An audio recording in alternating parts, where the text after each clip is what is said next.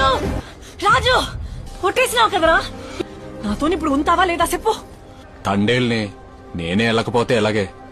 నువ్వు ఇప్పుడు వెళ్ళిపోతున్నావంతే, ఏటికెళ్తున్నట్టు కాదు, నా నుండి పూర్తిగా వెళ్ళిపోతున్నట్టు.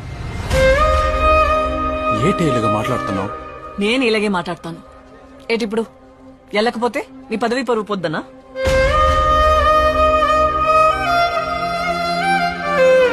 నాకివన్నీ అనవసరం. నేనా తండేలా? ఈ ప్రపంచంలో నీకంటే ఎక్కువ నాకు ఇంకేటి లేదే. రైలు దిగ్గానే మా అమ్మ దగ్గర కంటే ముందు నీ కాడికే వస్తాను కదే.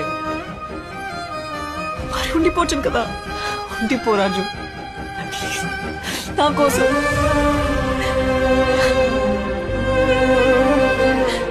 రాజు నా మీద ఒట్టు, ఆఖరిసారి అడుగుతాను, ఉండిపోతావా వెళ్ళిపోతావా? ఎలాకండా ఉండలేని. ఎన్నాళ్ళుగా వేచెను కళ్ళు, మళ్ళీ నిన్ను చూస్తే చాలు, నీకోసం